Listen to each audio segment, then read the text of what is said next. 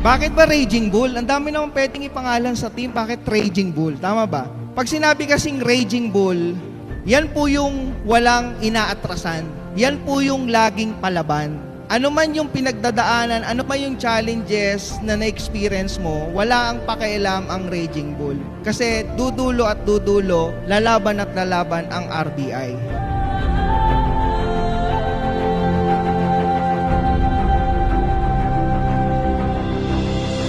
Yung mentor nyo ho, yung presidente nyo, dekada na dito sa negosyo natin. At isa lang yung napansin ko. Totoo yung sinasabi niya na hanggat hindi kayo kumikita, hanggat hindi kayo nagiging successful, hanggat hindi nyo nakukuha yung mga pangarap nyo dito, hindi po kami titigil.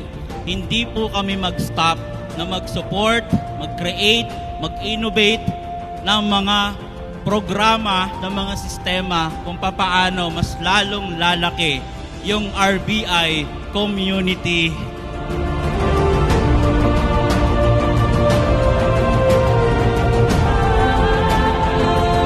Ako po ay kumukuha ng 2 trabaho sa Hong Kong. Wala po akong panahon sa aking sarili, kundi ang alam ko lamang po ako ay magtatrabaho para sa aking pamilya.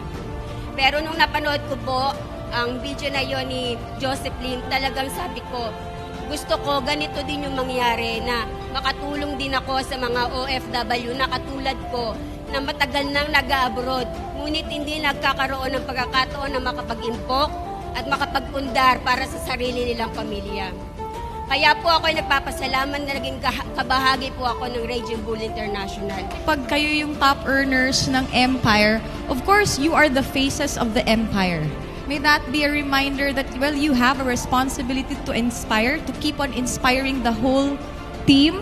Kasi kahit gaano po kagaling ang isang mentor, Adrian Padilla, he will always need backup na mga leaders. And kayo po yun. Lagi kong sinasabi, tuloy-tuloy lang ang aming ginagawa. May mga times na wala talaga nangyayari. May mga times na parang ang hirap. Pero wala namang madali sa buhay, tama? Pag tinuloy-tuloy mo kasi, darating ang panahon, magiging top 20 ka rin ng AIM Global o ng EC. Kaya kung dito ngayon, top earner ka ngayon dito, hatawin mo para next year. Kasama ka na sa awardan sa MOA Arena para sa top 20 naman ng AIM Global. Sa lahat po ng kakastart lang, gusto ko pong sabihin sa inyo na marami kayong dapat matutunan. Gusto kong sabihin sa inyo na marami kang dapat matutunan, marami kang dapat pag-aralan, marami kang dapat na maranasan. Alam niyo po ba kung bakit? Kasi every time na meron kang pinagdadaanan, kailangan mong ma-experience yan para tumibay ka.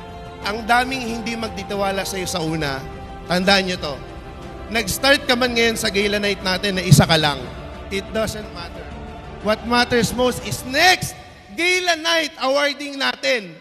Dapat isa ka sa nag-ambag ng malaki. Dapat isa ka sa nagparami ng gala night.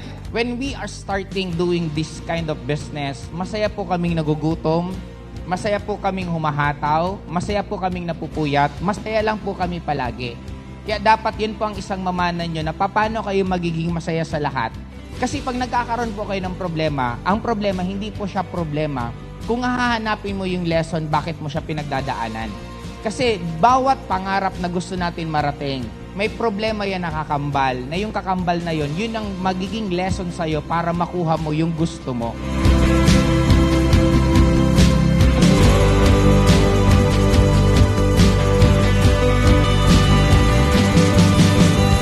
Give yourself at least 2 years straight. 2 years na wala kayong ibang magiging karelasyon kung hindi etong ginagawa po natin. Sobra po tong sulit kasi mas panalo pa po yung 10 years na patay sindi kaysa po sa 2 years na tuloy-tuloy. Nandun na kayo sa stage na possible na yumaman kayo ng sobra. Sundin nyo na lang lahat ng sinasabi ng uplines nyo, sundin nyo lahat ng event system ng RBI. Sigurado ako kikita po kayo ng napakalaki. Kasi kung ano po yung ginagawa namin before, ano po yung ginagawa ng Project High, yun na rin po ang gagawin ng RBI. Kaya ngayon pa lang, congratulations and thank you po.